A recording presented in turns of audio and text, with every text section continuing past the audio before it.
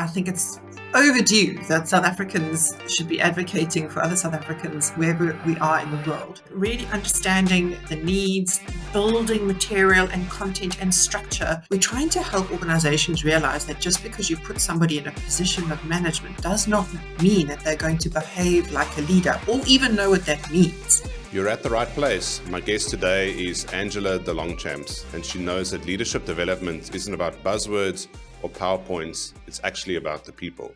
She's the CEO of Inspired Leadership Development. She's on a mission to transform managers into leaders who actually create impact. And she's also a member of the Lekker Network, like myself. She has over 20 years of experience building learning journeys that don't just train, they transform.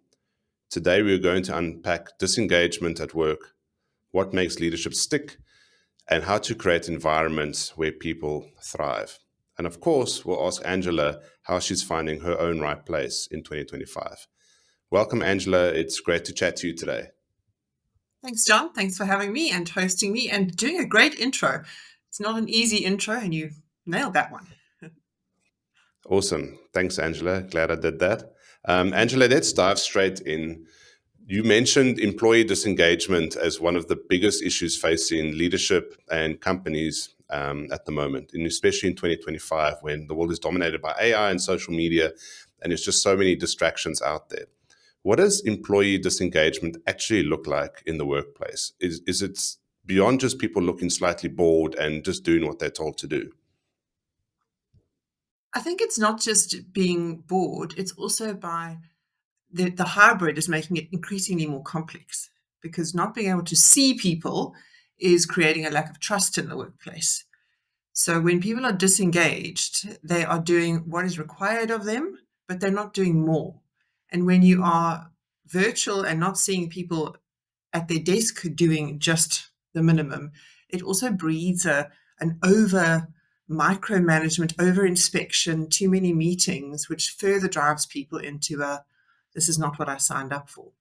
So disengagement looks different for different people, but ultimately it's engaged people are people who are thinking about work, thinking about how they can do things differently, better, more creatively. They're more committed to the organization's cause. And so the opposite is true for disengaged people. They're doing what they're paid to do and not a whole bunch more. And I think sometimes the micromanaging and over-reliance on inspection can have the opposite effect. You check in on what people are supposed to be doing, but you're giving them no incentive to try anything new, to spend an extra couple of minutes at work thinking of a new problem to solve or a different solution to an age-old problem. So you're never going to get the most out of your workforce. So it's almost like the self-fulfilling prophecy the whole time. The employees and the teams are stressed out, and then the managers and the leaders are stressed out as well, and no one seems to be able to break the cycle that easily. One of the main reasons that happens is because technical people or specialists are put into the role of a manager, and they keep on doing the work of being a specialist. So when giving tasks or allocating tasks to their team, they focus more on how the task should be done and whether their team are doing it the way that they would do it. And that can squash all energy and enthusiasm. Whereas the more appropriate way or the better way is to focus on what is the outcome you're looking to achieve and then create freedom for individuals to get to that outcome the way that they deem the most fit. And that makes space for innovation or for new ways of thinking to get to the same outcome. And as a manager, if you are inspecting all the steps and did you do it the way I told you to, it sucks the living daylights out of the manager because all they're doing is expecting these micro behaviors. So both ends are hurting and the outcome's often not being reached anyway. The solution is spending more time up front on defining what good looks like, what the outcome is that we're trying to achieve, and why that matters, and how it fits into the bigger picture. The early on communication in setting employees up for success is often the missing part. And we just throw tasks and activities and delegation out to our team members, wonder why it doesn't work, and then that's the self-fulfilling prophecy. of, well, they can't do it, so now I have to do it with them, for them, or micromanage them through it. So they create their own cycle. And I think it's also something to consider that this disengagement phenomenon has gone on for a couple of years now. It's become almost entrenched in certain businesses, even in certain industries. And now it's getting even harder to change people's behaviors. And they are maybe adopting a mindset about, but what's in it for me? I'm getting paid, I'm doing my job. As long as I don't get fired, that's enough. But I mean, obviously the leaders are under pressure to achieve results, to meet their targets and their deadlines. So is it getting more difficult to start those types of conversations, or do you have to come in almost very, very strong and say, look, enough is enough, we need to fix this? Tell me about that. I think it's a bigger question of people's expectation of work and how and why they're working in the first place. So when your attitude as a human being is that work is just a job to get money so that I can buy bread, that's a slightly different mindset from work is a means to achieve a purpose. And what I'm doing has meaning. And that meaning is what motivates me. Now, whether you're working in the back end of a factory, plucking chickens, or you're creating schools for the underprivileged, we can create meaning in both contexts. And the leader's job is to connect individuals' work to that bigger meaning. And even if you're way back in the chain, it doesn't mean to say that your job is any less important. In fact, it's really not. But leaders who aren't able to connect the dots between what on the surface feels like meaningless work, if they are able to connect the dots between meaningless to actual purpose and meaning, suddenly your job becomes way more than just a job. It becomes meaningful work. And at the heart of human beings is the need for meaning and purpose and value. And leaders who can create that link are leaders. People who do people who show up and do a job and manage a job to get a paycheck are not leaders. They're managers. Hmm. No, that's very true what you say there. And now on the flip side, all of this disengagement, does it maybe create an opportunity for staff that are passionate about what they are doing? They have meaning, they know they're making a difference. They might be surrounded by disengaged employees. Their friends, their colleagues at work are just absolutely tuned out. Is this an opportunity for someone that has a bit of chutzpah, has a bit of a bright spark, has a bit of energy to almost stand up, stand out of the crowd, and maybe vie for a leadership position, or just start making a difference in their organization when they see things are not going as they should be? Absolutely. I don't think it's terribly difficult to stand out from a crowd if the crowd is, as you say.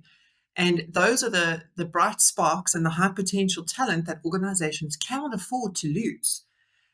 So, organizations that are looking at talent as a strategy need to be identifying those high potentials earlier in their career and shaping them into leadership positions so that they can set the tone. The other piece of work that's essential for both individuals and organizations to take seriously is to realize that people come into the workplace with different backgrounds and experience. So your culture that you come from may have scoped it as a job.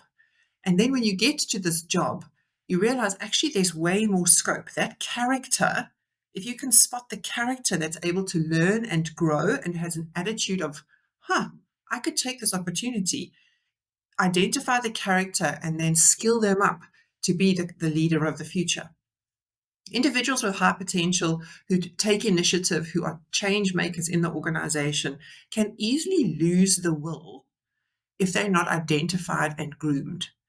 And to identify them as early talent and nurture them into your future leadership creates sustainability in a pipeline. If you don't know what to do at that early talent stage, that's where your attrition happens, and that is a very costly attrition. Mhm. And Angela, if something like that is happening where a leader notices they've got a bright spark, they've got one good human being left that's doing something good, trying to make a difference, trying to be the positive one in the room, what should they be doing with that employee? What type of conversations should they be having to kind of multiply that effect and kind of lift the whole organization, or even just the team? Well, it's interesting. It's an interesting thought because a leader that notices they've got one person like that is probably the leader who's got more than one. They've actually got a team because they are the good ones. They're the good managers who are going, I see and can spot talent. If you've got a manager like that, they're worth keeping and equipping to create a culture of learning, a culture of innovation within their team. Often as a manager, you're a bit hamstrung because you might be seeing the talent. You might be going, I wish I could do something, but I don't know what to do because I'm a technical specialist who's now got this team and I wish I knew what to do. And that's honestly, that's the problem that we try and solve is equipping those managers with tactics and skills to be able to grow talent in their business and not have a culture where you've got one bright spark and everyone else is just having a job. That's exactly the problem we're trying to solve, or that we're dedicated to solving for organizations. Because I truly believe that very few people wake up in the morning striving to be below average. I just don't see that. I can't see people waking up going, I'm just hoping today to be an underperformer. People don't want to do that. I'm just going to go to work today to just be sub average. Who does that? So if we can help organizations create cultures where we can spot, nurture, and grow talent in a way that's normal. This is just the way it happens in this team. Then we can really create business results for that organization in both an engagement, because engaged employees drive business results.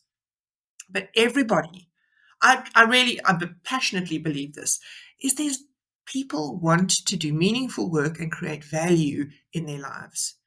And the workplace is an incredible opportunity, an incredible place that we can shape to connect people to meaning.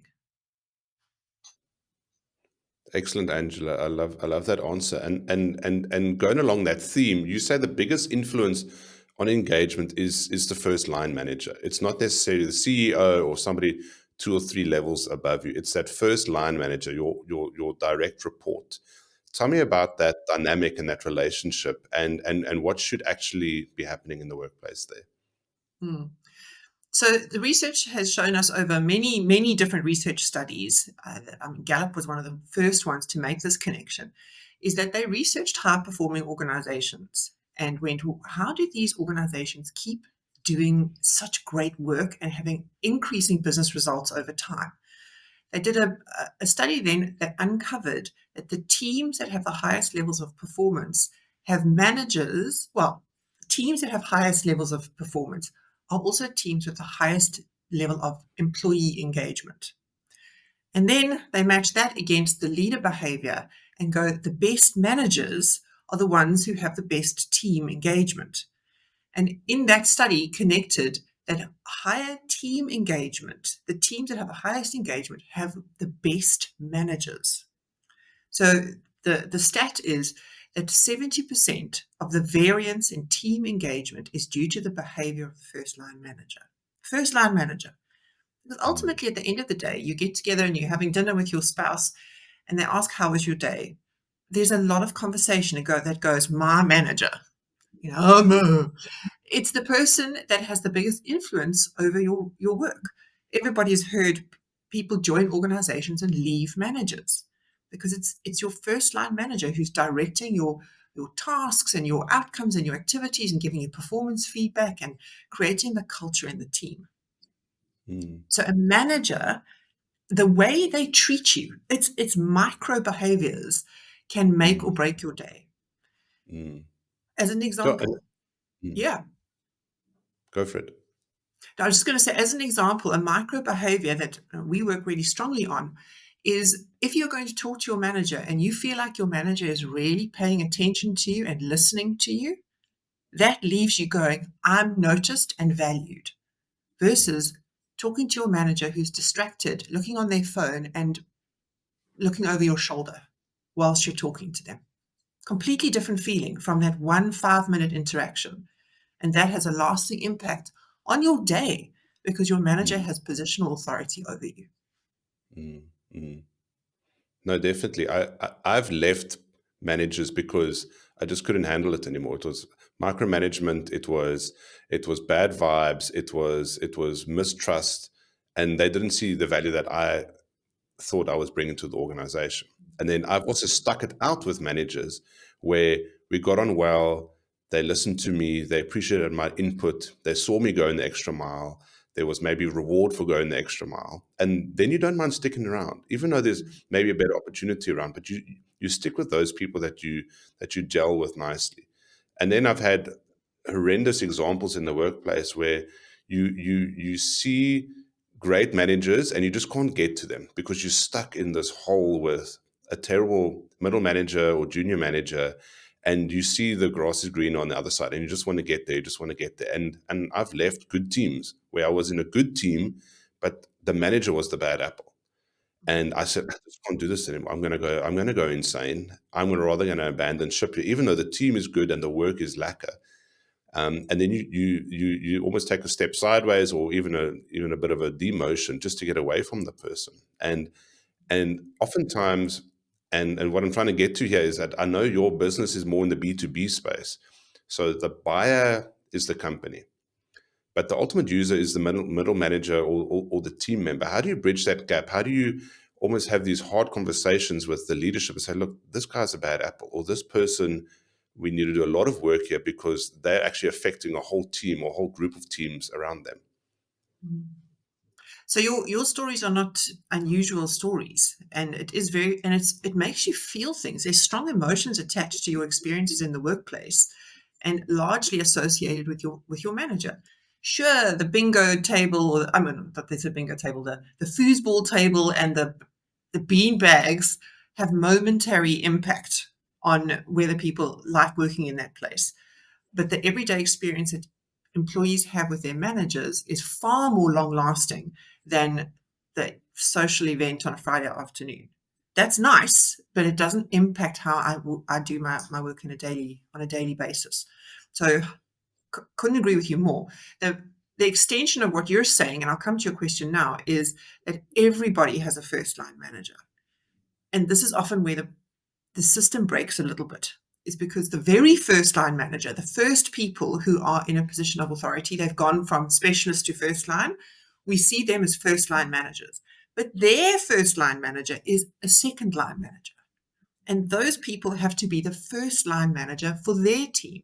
And likewise, depending on the organization and how big it is and how hierarchical it's structured, the CEO is the first line manager for their direct reports. And they often don't think like that. They think as soon as you're a second or a third or a divisional director, you're not a first line manager anymore, and that you actually don't need to behave in a way that's appropriate for a first line. So the echoes of mismanagement start at the very top, and it is trickled down into the organization. Which then leads me to the kind of organizations that we work with. Is very often the organizations that contract with us have got new or recently put in senior leadership who can see that actually what was in place wasn't working, that they've got this leadership vacuum. We've got managers who are doing what they can. They may be doing the best they can, or maybe they're not. They're being paid. And they can see, wait, no, hang on, we can unlock employee engagement through our manager behavior. And it's not just at a level, it's actually an organizational strategy to build leadership competence across our manager hierarchy, and to build in a succession plan and start creating leaders earlier in the organization. So the value proposition that we deliver and how we work with organizations is not to address individuals, but to start creating the culture where leadership expectations are different. And there's a great quote that says, "A rising tide lifts all boats." So if you can create a culture that starts to change, then everyone's behavior inside it starts to change. And so the way that we work is it's not an intervention, it's a strategy over time to be building a different culture in how your leaders lead. No, I love that quote, and I mean it's so true. And I don't know if you've seen that movie. It came out a couple of years ago called Horrible Bosses.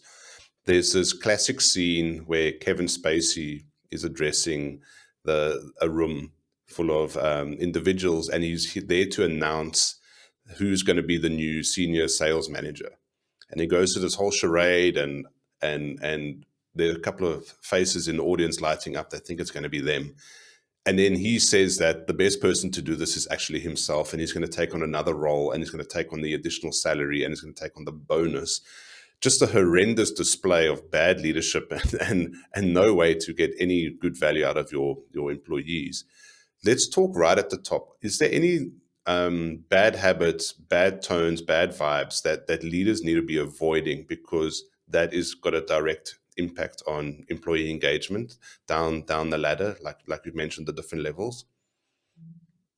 So leadership behaviors at the top that could be tone setting. Yeah. I mean, leadership has evolved over the last couple of decades, where leaders in organizations need to take the pressure off themselves to know everything.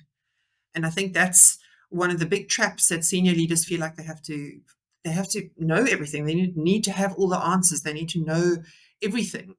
And that's just, it's then you end up making bad decisions based on incorrect information and assumptions.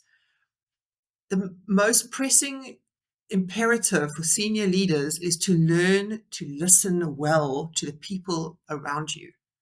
And if you can ask good questions and listen well, then you're in a very different space, and you're setting a very different tone for your organization. Firstly, it breeds humility, that I don't have to know everything, but the decision that will ultimately get taken, which might be mine, is based on the input of others who are closer to the ground. That cascades again to the line, you'll see level executives. Listen hard. What is your team saying? Where are the problems? Where's the future? Where's the next level of growth? Listen hard, filter that up. So an organization that performs is a listening one that asks good questions and pays attention to the answer. And that I would say is the key skill for leaders in the future. And what I see is a catalyst skill for changing culture. Mm.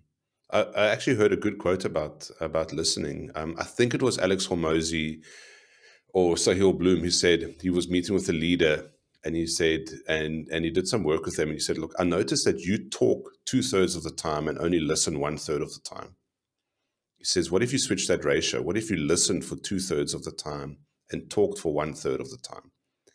And the leader was quite flummoxed by this. It was like, took maybe a little bit of offense, but he took it to heart, and he spent the next quarter just listening and listening and listening. And he learned so much more than when he was talking, because he thought that when he was talking, he was learning. But you can't talk and listen at the same time. You processing what you're saying, you're almost bamboozling people, and you're not leaving space for them to communicate with you. And he came back to the person he was talking to, and he said, look, that made a huge difference. And now it's kind of set a new culture for us that we listen first. And I think that was just a wonderful example, exactly like you said, leaving space to listen. There's enough time to talk, but it's not always time to listen. So I think focusing on listening, you might just learn something. You might just pick up something that you haven't heard before, that you haven't seen, that you weren't even aware of as the leader right at the top. So I really like that example. Angela, there are still businesses that are misinterpreting the difference between management and leadership. Why do you think this is still happening, and what can we be doing better about this? So management and leadership has been a topic for so many years, and everybody's got an opinion on this. Our view of management versus leadership is that management is a role that you occupy, or a function that you perform. So you get promoted to a position of management, and it has certain expectations. But leadership is how you behave. So we behave in a leader-like fashion when we behave with taking your ego aside and letting other people speak. That is a leadership behavior.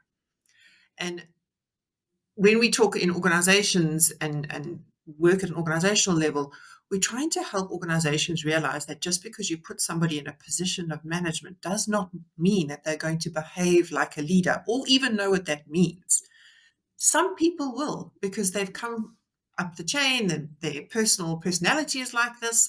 They've been leaders in other organizations, in sports teams, in cultural organizations. They've kind of figured out that there's a way to get the best out of others, which is what leadership is. How do I get the best out of others? How do I create an environment where other people perform at their best? That's leadership. And if we can help organizations not train the function of management, because that's something that they should be doing, and that's their business. You've got to do these systems and this process and get to these outcomes. But how we unlock the behavior of people, that's the tricky bit. I think they've cunningly called these soft skills because they're so hard. And that's the interpersonal human skills of unlocking performance is where we sit. And now, Angela, what would you say to someone who thinks leadership training is a nice to have and not a core business investment? Well, I mean, it's up to you really whether you want to keep beating the same way you've always worked and get the same results. That's a choice. But ultimately, if you're wanting to help your people not go home at night going, my manager's your stories. I want to leave this organization because of my manager. Then it's not because they're not approving the leave for. It's not the function that they're not performing. It's how they're treating others. That's what makes people feel things intrinsically themselves. So organizations that are looking to achieve business performance through people cannot afford to not train their managers and their senior managers and their C-suite on leadership skills. And one of the problems that people often think about is that leadership skills are for the executives. Yes, and training leadership is not training your executives. Training leadership skills is anybody who's responsible for the performance of others need interpersonal leadership skills.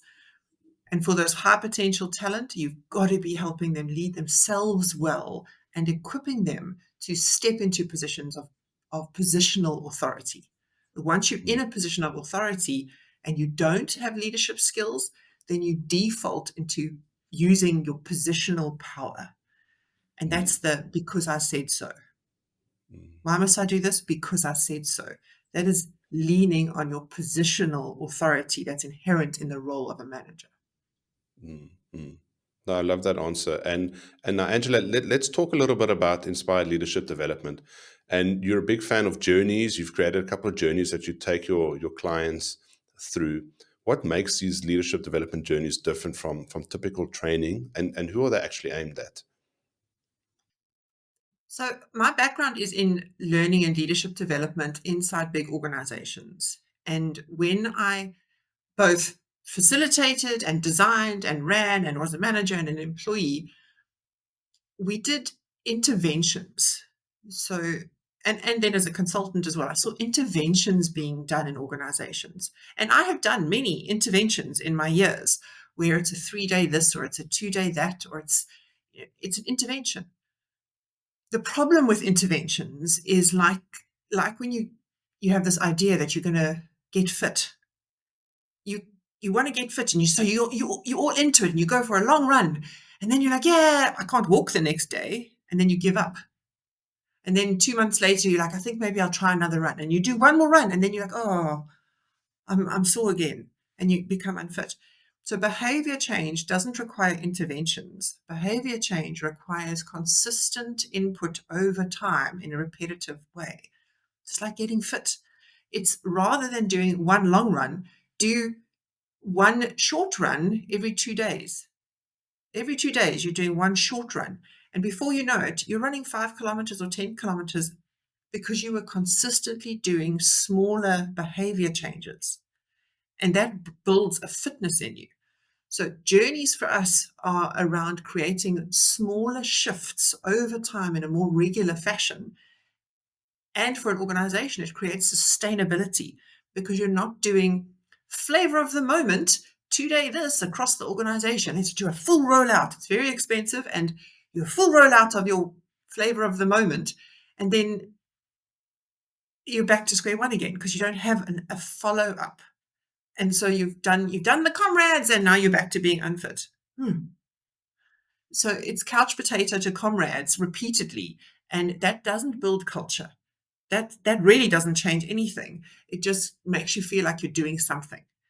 So journeys create the ability for an organization and an individual to build sustainable skills over time, which even they don't really realize they're getting fitter. They're building leadership muscle. And because you see yourself every day, you don't notice that you're changing. And even your team, they're like, I don't know why you're a bit different, but you're a bit different. Can't tell why. Can't tell why, but it's much better here. Don't know why. And that's what you want. You want your team to be looking at your manager and going, how come I'm suddenly a lot more eager to give of my best here? I don't know what it is, but something's happened. And that's the slide we're trying to help. Well, that's what we do. And we do that at multiple levels in an organization because as I said, rising tide. So we've got to address this tide from multiple directions to help organizations shift their leadership culture in the organization over time, not once off, and doing it in a sustainable way. No, I love that. I think that the journey process makes a lot of sense to me because you can manage expectations from the company's point of view and say, look, this isn't a quick fix. This isn't a power motivational Tony Robbins type intervention. This is a guided journey. And that also takes the pressure off the employees that they're not expected to immediately change, but they know they're going to be on a journey where change is going to happen naturally. And that also makes them a bit more engaged, I think, because they can say, look, okay, I can sit through this, I can get used to the concepts, I can get used to the new things that we want to do, how the culture is going to change. And that over time, they're not going to recognize themselves because it's these small incremental changes. And you told me that one of the new journeys that you're building is called the human factor. Tell me about the origins of that. And again, who's it aimed at? So we started with two journeys, and in 2019, we started with two journeys.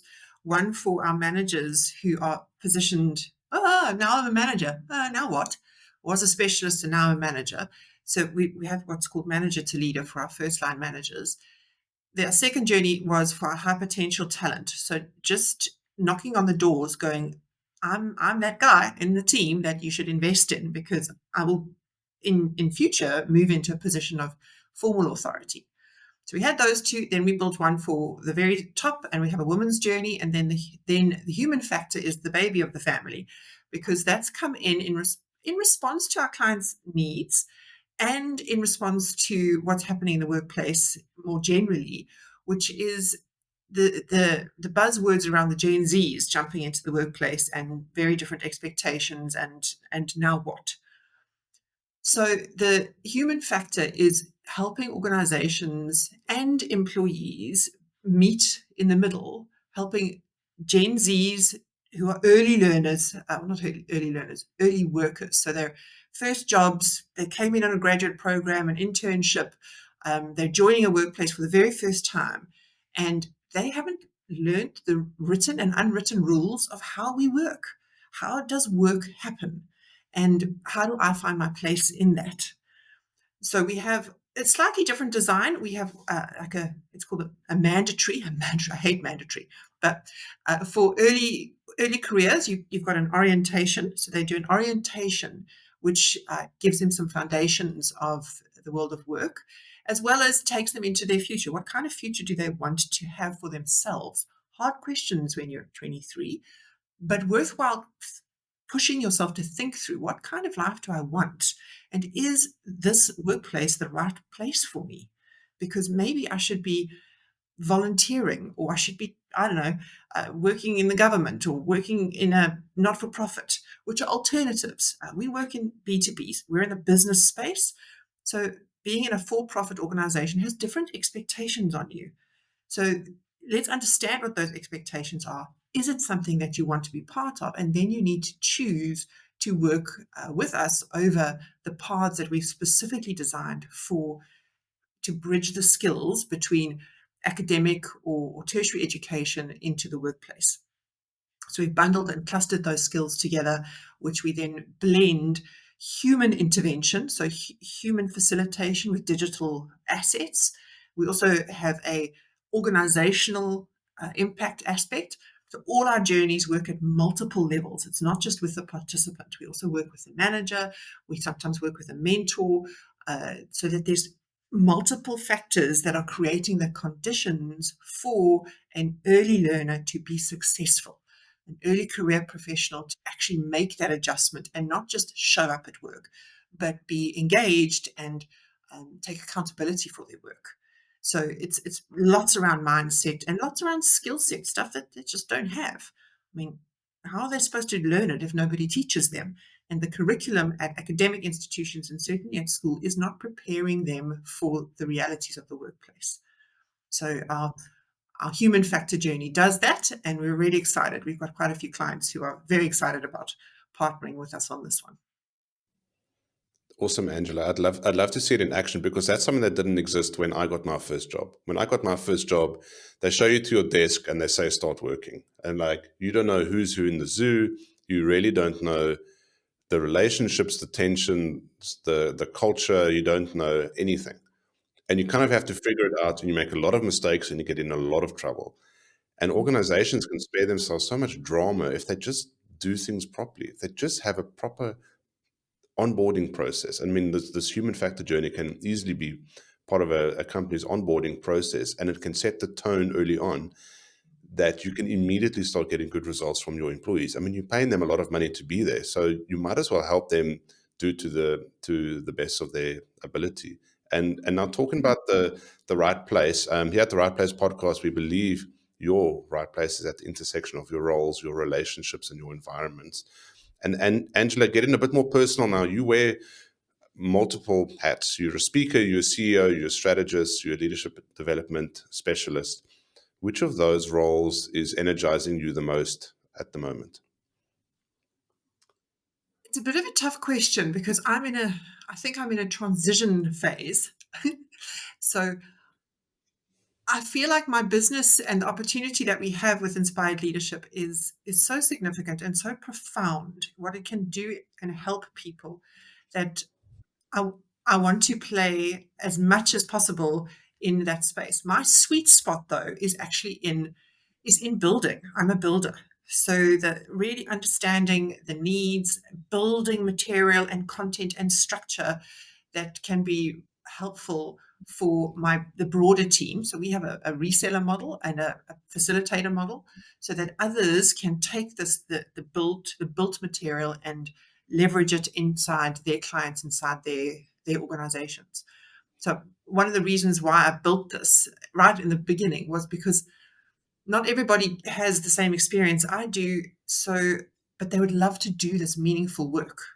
This is my heart's desire, is that others can take what I've built and leverage it into their clients and become part of the broader Inspired Leadership family.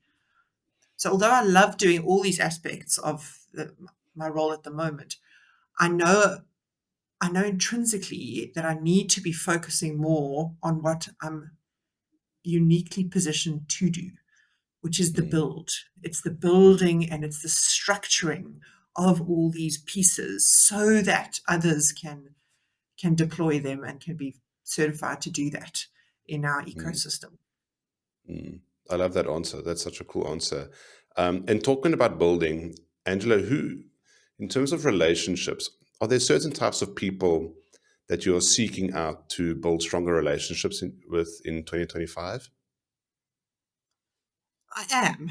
I have a couple of key areas, but I'll focus on one because I think the network that we're speaking to at the right place might be able to connect me there. Is my business is built through partners.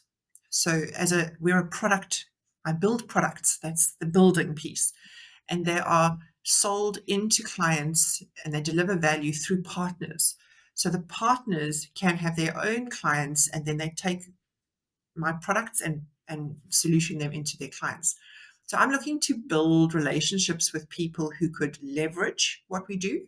So they might be doing something earlier in the value chain. Maybe they're doing strategy consulting, or they're doing assessments, organizational design.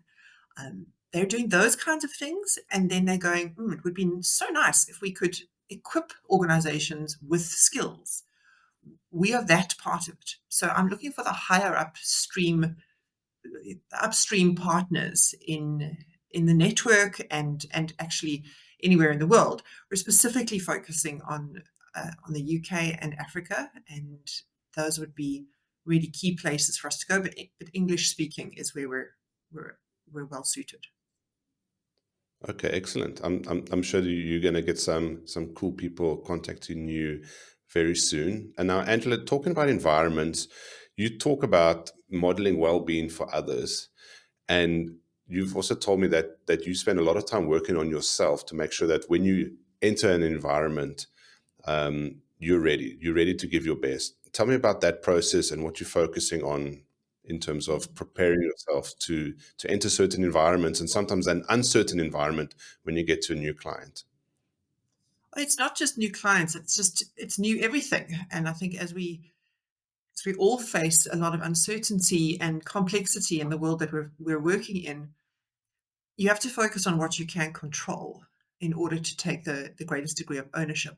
And what I strongly believe is that we are each uniquely responsible for ourselves. So that is easy to go, well, I wish someone else would tell me to put down my phone and speak to my spouse. But there is no one else that's going to do it. It's you. So well-being, when it comes to your spiritual health, your physical well-being, social well-being, sleep, nutrition, those are very much the things that we can do for ourselves that no one else is going to do for us. So I take that quite seriously. I am very dedicated to those aspects. As I mentioned to you earlier, I'm a cyclist, so I'm cycling 4 or 5 times a week on a good week. On a bad week, when there's lots of rain, slightly less, but let's go. I'm cycling like 4 times a week, and it's inconvenient. It's like 4:30, 5 o'clock in the morning. So, but that creates early morning connection, social well-being. You're sweating, you're getting your good energy, your hormones all doing the right thing in your brain, which sets you up for a good day. Connecting with social people who are feeding into your system in a positive way. Often we can connect with sometimes involuntary family members who suck the living daylights out of us. I am lucky I don't have that, but I connect with socially with people who are builders, not breakers. So they always say you are the sum of the 5 people you spend the most time with. Well, you're the average, not the sum. You're the average of the 5 people you spend the most time with. So who are those people, and spending time in the right place with them? Sleeping, eating well, drinking lots of water. I do have a wine to compensate for the amount of water, because you don't want to just have water. That's very bad. And also I very seldom work on the weekend, and that's because I'm busy with cycling in great places and doing adventures and having life. Work isn't life. Work is a part of life. I love the work I do, and sometimes it's more fun to work, but it is also around creating balance, which then creates connections and creativity, and you get to be inspired by life in order to bring that into your work and clients. Excellent, Angela. I love that answer. That's really, really powerful. And I mean, I think you've summed up. My next question was going to be, what does it feel like for Angela to be in her right place in 2025? And I think you've hit the nail on the head in terms of the balance.